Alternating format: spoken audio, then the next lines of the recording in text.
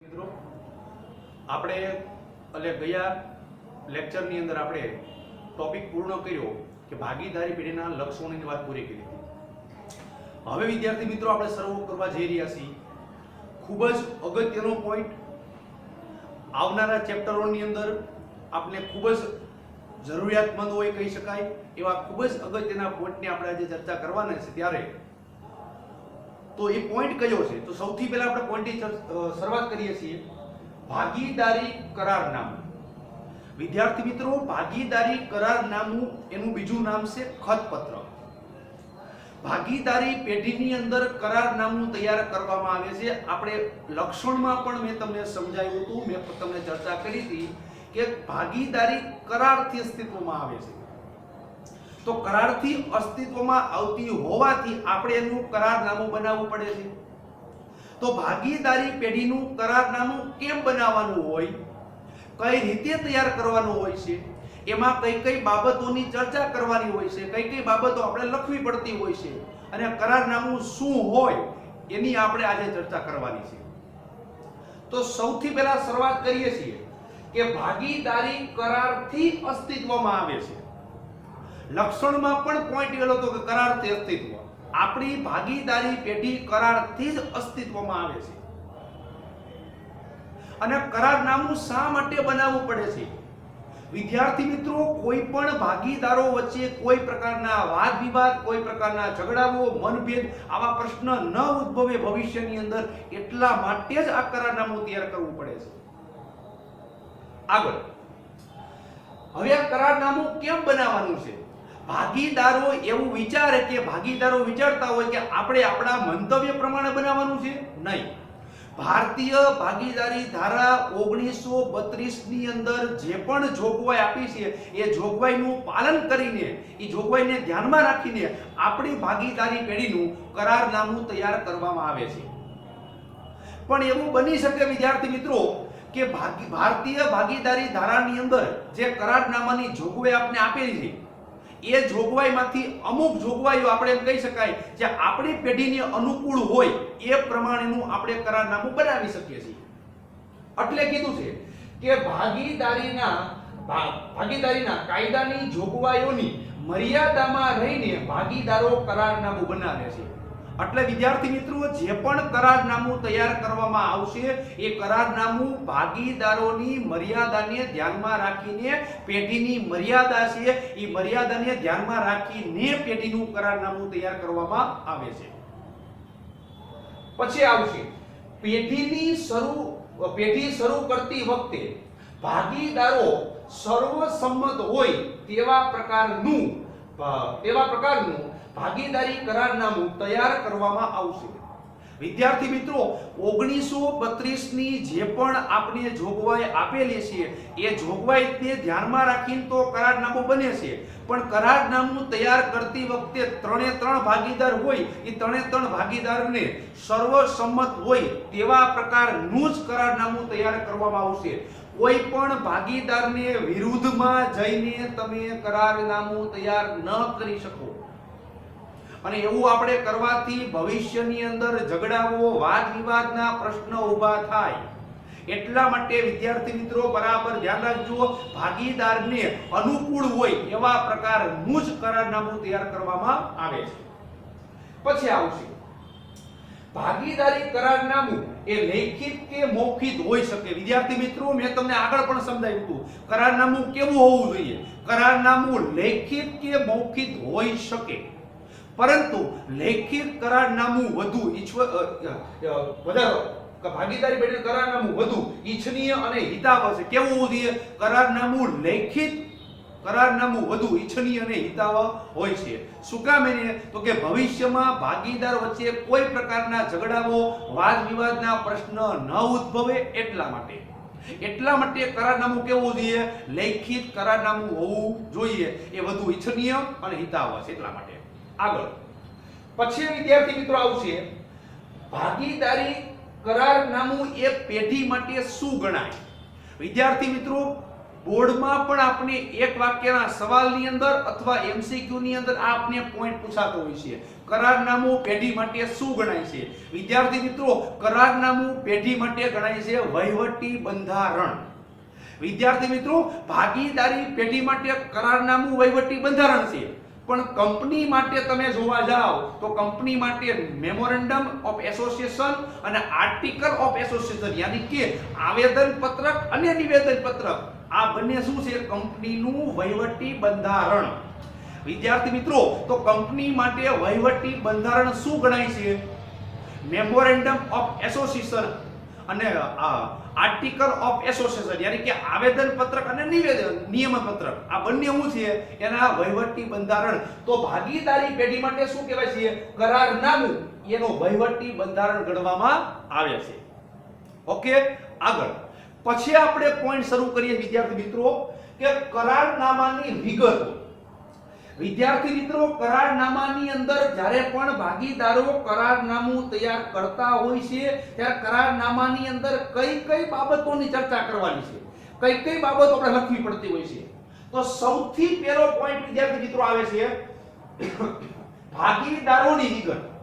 વિદ્યાર્થી મિત્રો, ભાગીદારોની વિગત લખવાની છે. સૌથી પહેલો પોઈન્ટ, કરારનામાની શરૂઆત કરો ત્યારે ભાગીદારોની વિગત લખવાની. ભાગીદારોની વિગતમાં શું લખવાનું? તો વિદ્યાર્થી મિત્રો, ભાગીદારોની વિગતમાં લખાય છે ભાગીદારના નામ, ભાગીદારના રહેઠાણનું સરનામું અને ભાગીદારના મોબાઈલ નંબર. શું કામ એને? તો કે ભાગીદારને વ્યક્તિગત કોન્ટેક્ટ કરવો હોય, વ્યક્તિગત જરૂરિયાત પડે એટલા માટે કહેવાય છે કે ભાગીદારોની વિગતમાં આ બધી જ વસ્તુ લખવામાં આવે છે. ભાગીદારનું નામ, ભાગીદારનું સરનામું અને ભાગીદારના મોબાઈલ નંબર. શું કામ? એને જે વ્યક્તિ પેઢીમાં જોડાયેલો છે એની વિગતો કરારનામામાં દર્શાવવી પડે છે. આગળ પછી આવશે પેઢીની વિગતો. વિદ્યાર્થી મિત્રો, પેઢીની વિગતોની વાત કરીએ તો આપણી પેઢીનું સૌથી પહેલું નામ. આપણા પેઢીનું નામ શું છે? શું કામ? એને તો કે આપણા વ્યક્તિગત ભાગીદાર સાથે તો વિદ્યાર્થી મિત્રો ત્રાહિત પક્ષકારના કોન્ટેક્ટ હોય જ છે, પણ સાથે સાથે કરાર કરવાનો હોય ત્યારે એમ કહી શકાય છે કે પેઢી સાથે કરાર કરવાનો હોય તો પેઢી સાથે વાતચીત કરવી હોય તો ત્રાહિત પક્ષકારો છે. ત્રાહિત પક્ષકાર કહેતા લેણદારો છે, કોઈ બેંક છે, કોઈ કંપની છે, અનધર કોઈ વ્યક્તિ છે, કોઈ ફાઇનાન્શિયલ કંપનીઓ છે. આ બધા જ વ્યક્તિઓ ત્રાહિત પક્ષકાર સાથે કોન્ટેક્ટ, ત્રાહિત પક્ષકારો આપણી પેઢી સાથે કોન્ટ્રાક્ટ કરતા હોય છે. તો એવા સમયે આ પેઢીનું પણ સરનામું આપણે દર્શાવવું પડે છે. પેઢીનું નામ, પેઢીનું સરનામું અને પેઢીના પણ મોબાઈલ નંબર આપણે એમ કહેવાય છે આપણા કરારનામાની અંદર બધી જ વિગતો બરાબર દર્શાવવી પડે છે. આગળ પછી આવશે ધંધાનો પ્રકાર. વિદ્યાર્થી મિત્રો, લક્ષણમાં પણ મેં તમને સમજાવ્યું તો કરાર ધંધાનો પ્રકાર કેવો હોવો જોઈએ. તો ધંધાનો પ્રકારની આપણે ચર્ચા કરતા હોય ત્યારે ભાગીદારી કાયદા 1932 માં લખેલું છે કે કોઈ પણ પેઢી ગેરકાયદેસરનો ધંધો શરૂ નહીં કરી શકે અને ગેરકાયદેસર ધંધો કરવા માટે ભાગીદારી પેઢીની શરૂઆત પણ ન કરી શકે. અન્ય દાખલા તરીકે ગેરકાયદેસર તમે ધંધો શરૂ કર્યો તો તમારું કરારનામું પણ ગેરકાયદેસર ગણાશે. એટલા માટે તમે કરારનામું પણ તમારું ગેરકાયદેસર ગણવામાં આવે છે. એટલે કહેવાય છે તમે કોઈ પણ પ્રકારના ગેરકાયદેસર તમે ધંધો કરી શકતા નથી. પછી આવશે ભાગીદારીનો આરંભ. વિદ્યાર્થી મિત્રો, આપણી ભાગીદારી પેઢીની શરૂઆત આપણે ક્યાંથી કરવાની છે? જે તારીખથી પેઢીની તમે શરૂઆત કરવા જઈ રહ્યા હોય એની પણ વિગતો આપણે આપણા કરારનામાની અંદર દર્શાવવામાં આવે છે. એટલે કહેવાય કે આપણી ભાગીદારી પેઢીની જે તારીખ છે, આરંભ શરૂઆતની તારીખ છે, એ તારીખ પણ આપણે આપણા ખતપત્રકમાં એમ કે કરારનામાની અંદર લખવાની હોય છે. પછી આવશે મૂડી. વિદ્યાર્થી મિત્રો, મૂડીની આપણે વાત કરતા હોઈએ તો કોઈ પણ બિઝનેસ, કોઈ પણ ધંધાની શરૂઆત હંમેશને માટે મૂડીથી જ થાય છે. મૂડી વગર તમે ધંધાની શરૂઆત પણ, ધંધાનો વિચાર પણ તમે ન કરી શકો. વિદ્યાર્થી મિત્રો, એટલા માટે કહેવાય છે કે ધંધાકીય એકમની અંદર મૂડી, તો મૂડી કોણ આપે છે? ભાગીદાર આપે છે. કોની આપે છે? ભાગીદારી પેઢીને આપે છે. વિદ્યાર્થી મિત્રો, ભાગીદારી પેઢીને મૂડી આપે છે. એટલા માટે બરાબર તમે સમજો. આપણે અગાઉ પણ ભણી ચૂક્યા છીએ કે જ્યારે પણ ધંધાકીય એકમ અને ધંધાના માલિકો આ બંનેનું અસ્તિત્વ અસ્તિત્વ કેવું છે? અલગ અલગ છે. એક બાજુ માલિક હોય, હું જે સ્થાને ઉભો છું એ માલિક છે, આ બાજુ ભાગીદારી પેઢી છે, આ બાજુ ભાગીદાર છે. તો બંનેનું પદ કેવું છે? અલગ અલગ છે. સહઅસ્તિત્વ કેવું છે? અલગ અલગ છે. તો દાખલા તરીકે હું ભાગીદાર છું, હું મૂડી કોને આપું છું? ભાગીદારી પેઢીને. મૂડી લાવનાર વ્યક્તિ ભાગીદાર હોય છે અને મૂડી કોને આપવાની હોય છે? ભાગીદારી પેઢીને આપવાની હોય છે. પણ વિદ્યાર્થી મિત્રો, ભાગીદારોએ મૂડી લાવવી ફરજિયાત નથી. 1932 ના કાયદામાં લખ્યું છે. યાની કે ભાગીદાર મૂડીના બદલામાં કોઈ મિલકત પણ આપી શકે. માત્ર મૂડી આપવી જરૂરી નથી, મૂડીના બદલામાં મિલકત પણ આપી શકાય. બરાબર છે? આગળ પછી આવશે મૂડી પરનું વ્યાજ. વિદ્યાર્થી મિત્રો, મૂડી પરના વ્યાજની આપણે વાત કરીએ છીએ. બોલો, મૂડી કોણ આપે છે? મૂડી કોણ આપે? ભાગીદાર. કોને મૂડી આપે છે? ભાગીદારી પેઢીને. તો વિદ્યાર્થી મિત્રો, ભાગીદાર પેઢીની એક સવાલ કરે છે, એક પ્રશ્ન કરે છે કે આ જો મૂડી હું ભાગીદારી પેઢીને આપું તો મને આનું વ્યાજ મળવું જોઈએ ને. દાખલા તરીકે આ પૈસા મેં બીજે કઈ રૂપિયા બેંકમાં રાખ્યા હોત તો હું થાત? બેંક મને વ્યાજ આપત. તો વિદ્યાર્થી મિત્રો, ભાગીદાર છે એ પેઢી પાસે વ્યાજ માંગે છે. એ કેટલા ટકા વ્યાજ માંગે છે? એ ટકાવારી પણ આપણે ખતપત્રકમાં લખવું પડે છે કે આટલા ટકા લેખે આપણે મૂડી પર વ્યાજ ગણાશે. એ પણ આપણે આપણા જોગવાઈમાં દર્શાવવું પડે છે. વિદ્યાર્થી મિત્રો, એટલે બોર્ડમાં એક પ્રશ્ન વિકલ્પ પૂછાય છે, તે વાત તમને કરું છું. મૂડી પર વ્યાજ કોણે માંગ્યું? ભાગીદારે. કોણ ચૂકવે છે? ભાગીદારી પેઢી. તો પેઢી ચૂકવે તો મૂડી પરનું વ્યાજ પેઢી માટે ખર્ચ કહેવાય અને ભાગીદારને મળે છે તો ભાગીદાર માટે આવક કહેવાય. વિદ્યાર્થી મિત્રો, મૂડી પરનું વ્યાજ એ પેઢી માટે ખર્ચ કહેવાય અને ભાગીદાર માટે આવક કહેવાય છે. આ બંને એમસીક્યુ આપણે બોર્ડમાં પૂછાતા હોય છે. આગળ પછી આવશે ઉપાડ. વિદ્યાર્થી મિત્રો, ભાગીદાર પેઢીમાંથી ઉપાડ કરી શકે, પણ એ દર મહિને કેટલો ઉપાડ કરવો એ પણ વિદ્યાર્થી મિત્રો ખતપત્રકમાં લખવું પડે. નકર એવું બની શકે કે ભાગીદાર ઉપાડ કરે રાખે અને એક સમય એવો આવે પેઢીમાં નફાને બદલે ખોટ થઈ જાય. આવું પણ ન થવું જોઈએ. એટલા માટે દર મહિને કેટલો ઉપાડ કરી શકીએ એની પણ આપણી જોગવાઈ આપણા ખતપત્રમાં દર્શાવવી પડે છે. તો વિદ્યાર્થી મિત્રો, ઉપાડ કરે કોણ? ભાગીદાર. કોની પાસેથી કરે છે? ભાગીદારી પેઢી પાસેથી કરે છે. ઓકે, તો ઈ પણ આપણે આપણા ખતપત્રકમાં દર્શાવવું પડશે. દર મહિને ભાગીદાર કેટલો ઉપાડ કરી શકે. પછી છે ઉપાડ પરનું વ્યાજ. ઉપાડ પરનું વ્યાજ. વિદ્યાર્થી મિત્રો, બોલો, ઉપાડ કર્યો કોણે? ભાગીદારે. કોની પાસેથી કર્યો? તો ભાગીદારી પેઢી પાસેથી. તો ઉપાડ પર વ્યાજ કોણે ચૂકવવું પડશે? ભાગીદારે ચૂકવવું પડશે. કોને ચૂકવવું પડશે? પેઢીને ચૂકવવું પડશે. તો ભાગીદારે ચૂકવવું પડતું હોય તો ઉપાડ પરનું વ્યાજ ભાગીદારે ચૂકવવું પડતું હોય તો ભાગીદાર માટે ખર્ચ કહેવાય અને ભાગીદારી પેઢી માટે આવક કહેવાય. કારણ કે ભાગીદાર પેઢીને મળે છે, ભાગીદારે ચૂકવવાનું છે. ચૂકવનાર વ્યક્તિ માટે ખર્ચ કહેવાય અને મળે એના માટે આવક કહેવાય છે. આ પણ કોડમાં આપણે બે વિકલ્પ પૂછાય છે. ઉપાડ પરનું વ્યાજ એ પેઢી ભાગીદાર માટે ખર્ચ કહેવાય છે અને પેઢી માટે આવક કહેવાય છે. આગળ પછી આવશે નફા નુકસાનની વહેંચણી. વિદ્યાર્થી મિત્રો, જ્યારે વર્ષના અંતે વર્ષ પૂરું થાય એટલે વર્ષ જ્યારે પૂરું થાય એટલે વર્ષ પૂરું થયા પછી આપણે વાર્ષિક હિસાબ બનાવીએ છીએ અને વાર્ષિક હિસાબ બનાવતા હોય ત્યારે અને વર્ષના અંતે આપણને ખબર પડે કે આપણી પેઢી આટલા રૂપિયા નફો કમાણી છે. તો એ નફો કમાણી હોય તો નફામાં ત્રણ ભાગીદાર છે. ત્રણ ભાગીદારે પોતાના નફાને ધ્યાનમાં રાખીને નફા નુકસાનના પ્રમાણમાં એના ભાગલા પાડવા પડે છે. એક ભાગીદાર કે બધો નફો મારો એવું ન ચાલે. જેટલા ભાગીદાર હોય ને એ બધા જ ભાગીદારનો નફો હોય છે. તો એ નફાનો ભાગલા મારે કેમ પાર પાડવા? એ નફા નુકસાનની વહેંચણીનું પ્રમાણ નક્કી કરવું પડે છે. એ સરખા પ્રમાણમાં હોઈ શકે, 3:2:1 હોઈ શકે, 4:5:3 હોઈ શકે છે, 2:2:1 હોઈ શકે છે. એ જે પણ તમે પ્રમાણ નક્કી કરો વિદ્યાર્થી મિત્રો, એ પ્રમાણ મારા ખતપત્રકમાં દર્શાવવું પડે છે. એટલા માટે નફા નુકસાનની વહેંચણીનું પ્રમાણ પણ આપણે કરારનામામાં લખવું પડે છે. પાછળથી ભાગ પાડવા માટેના કોઈ પ્રશ્ન ઉદ્ભવે નહીં એટલા માટે. આગળ પોઈન્ટ નંબર 10, ભાગીદારને પગાર, બોનસ, કમિશન કે મહેનતાણું. વિદ્યાર્થી મિત્રો 1932 ની જોગવાઈને ધ્યાનમાં રાખીને કોઈ પણ ભાગીદારને પગાર, બોનસ, કમિશન કે મહેનતાણું આપવામાં આવતું નથી.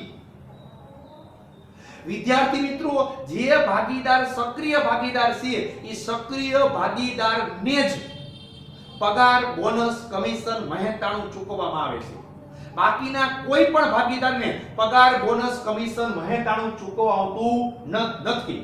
જે ભાગીદાર સક્રિય ભાગીદાર છે, મેનેજમેન્ટ કરનાર વ્યક્તિ છે, સંચાલન કરે છે, એ જ વ્યક્તિને પગાર, બોનસ, કમિશન કે મહેનતાણું આપવામાં આવે છે. ઈ કેટલા ટકા લેખે આપવું, કેટલો પગાર આપવું, કેટલું બોનસ આપવું, એની પણ વિદ્યાર્થી મિત્રો આપણે આપણા ખતપત્રકમાં લખવું પડે છે. આટલા ટકા લેખે કમિશન, આટલો પગાર તમને ચૂકવવામાં આવશે, ઈ પણ ખતપત્રના કરારનામામાં લખવામાં આવે છે. આગળ પછી આવશે 11 નંબર પોઈન્ટ, ભાગીદારે પેઢીને આપેલ લોન પર વ્યાજ. વિદ્યાર્થી મિત્રો ભાગીદાર છે એ લોન કોને આપે છે? ભાગીદારી પેઢીને આપે છે. તો ભાગીદાર જો પેઢીને લોન આપતો હોય તો ભાગીદારનો સવાલ છે કે હે પેઢી, હું તને લોન આપું છું તો તું મને લોન પર વ્યાજ કેટલું આપીશ, કેટલા ટકા લેખે આપીશ, એ પણ મારે ખતપત્રકમાં લખવું પડે છે. ભાગીદાર 10% લેખે, 8% લેખે, 12% લેખે, જે ટકાવારી નક્કી તમે કરો એ ખતપત્રકમાં લખી લેવું પડે. તો વિદ્યાર્થી મિત્રો બોલો, લોન પર વ્યાજ ભાગીદારને મળે છે અને પેઢીએ ચૂકવવાનું હોય છે. તો લોન પરનું વ્યાજ એ ભાગીદાર માટે આવક કહેવાય અને પેઢી ચૂકવે છે એટલે પેઢી માટે ખર્ચ કહેવાય છે. રેડી? પણ એવું બની શકે વિદ્યાર્થી મિત્રો, એવો પણ પોઈન્ટ કેવો છે, જો પેઢી ભાગીદારને લોન આપી હોય, કોણ? પેઢી ભાગીદારને લોન આપતી હોય તો પેઢી ભાગીદારને લોન આપેલી હોય તો લોન પર વ્યાજ ગણાતું નથી. આવો પણ એક વાક્યનો સવાલ આપણને પૂછાય છે એમસીક્યુ માં અથવા એક વાક્યના સવાલની અંદર. પણ જ્યારે ભાગીદારી પેઢીનું કરારનામું તૈયાર ન કર્યું હોય, ખતપત્રક ન બનાવતા હોય ત્યારે લોન પર વ્યાજની ગણતરી તમે 6% લેખે કરી શકો. વિદ્યાર્થી મિત્રો ભાગીદાર 6% લેખે જ વ્યાજ ભાગીદારને ચૂકવવાનું છે અને 6% લેખે વધુ ભાગીદાર લોન પર વ્યાજ માંગી પણ ન શકે. ત્યારે કરારનામું તૈયાર ન કર્યું હોય ત્યારની વાત છે. આગળ પછી આવશે પાઘડી. વિદ્યાર્થી મિત્રો પાઘડી કહેતા એક ધંધાની પ્રતિષ્ઠા દર્શાવતી એક પ્રકારની કિંમત, પ્રતિષ્ઠાનું મૂલ્ય દર્શાવતી કિંમત. પાઘડી એટલે શું? પાઘડી એટલે નામ, પાઘડી એટલે સાર, ધંધાની ક્રેડિટ, ઇજ્જત, ધંધાની વેલ્યુ. વિદ્યાર્થી મિત્રો આપણને માત્ર એટલી જ ખબર છે 11મા ધોરણમાં પાઘડી એટલે એક ધંધાની અદ્રશ્ય મિલકત છે. પણ વિદ્યાર્થી મિત્રો પાઘડી એક મોટું નામ છે, પાઘડી એક ધંધાની શાખા છે, પાઘડી ધંધાની વેલ્યુ છે, ધંધાની ઇજ્જત છે, ધંધાની ક્રેડિટ છે. પાઘડી એટલે કહેવાય છે પ્રતિષ્ઠા મૂલ્ય દર્શાવતી કિંમત એટલે પાઘડી. તો વિદ્યાર્થી મિત્રો આ પાઘડી એ ધંધા માટે એક નામ કહેવાય છે, પણ એ પાઘડીની પણ જોગવાઈ આપણે આપણા ખતપત્રમાં દર્શાવવામાં આવે છે. પછી આવશે પ્રવેશ અને નિવૃત્તિ. વિદ્યાર્થી મિત્રો ભાગીદારી પેઢીમાં ભાગીદારને પ્રવેશ એટલે કે નવા ભાગીદારને ભાગીદાર બનાવવો અથવા ભાગીદાર પેઢીમાંથી ભાગીદારની નિવૃત્તિ એટલે કે ભાગીદાર છૂટો થાય. તો ભાગીદારને બનાવવો, ભાગીદાર પેઢીમાંથી ભાગીદાર છૂટો થશે, એની પણ જોગવાઈ આપણે આપણા ખતપત્રકમાં કરવામાં આવે છે. શું કામ? એને પાછળથી ભાગીદાર વચ્ચે કોઈ પ્રકારના પ્રશ્ન ન ઉદ્ભવે એટલા માટે. અને પોઈન્ટ નંબર છેલ્લો લાસ્ટ, પેઢીનું વિસર્જન. વિદ્યાર્થી મિત્રો પેઢીનું વિસર્જન કહેતા પેઢીને બંધ કરી દેવી. ભારતીય ભાગીદારી ધારા 1932 ની જોગવાઈને અનુસાર તમે જોવા જાવ વિદ્યાર્થી મિત્રો, તો વ્યક્તિગત રીતે ભાગીદાર સ્વયં પોતે એમ કહી શકાય છે પેઢીનું વિસર્જન કરી શકે, અથવા અદાલતના હસ્તક્ષેપથી પણ તમે પેઢીનું વિસર્જન કરાવી શકો છો. રેડી? પણ એ પેઢીના વિસર્જનની પણ જોગવાઈ છે વિદ્યાર્થી મિત્રો, એ પણ આપણા ખતપત્રકની અંદર દર્શાવવામાં આવે છે. તો વિદ્યાર્થી મિત્રો એમ કહી શકાય કે પાઘડી, પ્રવેશ, નિવૃત્તિ, વિસર્જન એ આપણા અહીંયા કરારનામાના પોઈન્ટ છે, અને સાથે સાથે વિદ્યાર્થી મિત્રો આ આપણા ચેપ્ટર પણ છે. એટલું જ તમે નહીં સમજતા કે આપણા માત્ર પોઈન્ટ છે, પોઈન્ટ તો છે જ, સાથે સાથે કહી શકાય કે આપણા આવનારા ચેપ્ટર પણ છે, જેને આપણે ડિટેલની અંદર વિસ્તારપૂર્વકનો અભ્યાસ કરવાના છીએ. બરાબર છે? તો એમ કહી શકાય આ 14 પોઈન્ટ્સ આપણા આ કરારનામાની અંદર વિગતોની અંદર સમાવેશ થયા છે. પહેલા પોઈન્ટ બોલું છું ભાગીદારોની વિગત, બીજો પોઈન્ટ પેઢીની વિગતો, ત્રીજો પોઈન્ટ ધંધાનો પ્રકાર, ચોથો પોઈન્ટ ભાગીદારીનો આરંભ, પાંચમો પોઈન્ટ મૂડી, છઠ્ઠો પોઈન્ટ મૂડી પરનું વ્યાજ, 7 નંબર ઉપાડ, પછી આવશે 8 નંબર ઉપાડ પરનું વ્યાજ, 9 નંબર નફા નુકસાનની વહેંચણી, 10 નંબર ભાગીદારને પગાર, બોનસ, કમિશન વહેંચાણું, 11 નંબર ભાગીદારે પેઢીને આપેલ લોન પર વ્યાજ, 12 નંબર પાઘડી, 13 નંબર પ્રવેશ અને નિવૃત્તિ, અને 14 નંબર પેઢીનું વિસર્જન. ઓકે, તો વિદ્યાર્થી મિત્રો આ 14 પોઈન્ટ્સ આપણા ભાગીદારી પેઢીના કરારનામાની અંદર સમાવેશ થાય છે. તો વિદ્યાર્થી મિત્રો આપણે આ પોઈન્ટ ભાગીદારી પેઢીનું કરારનામું આ પોઈન્ટ આપણે પૂર્ણ કરીએ છીએ. નમસ્તે.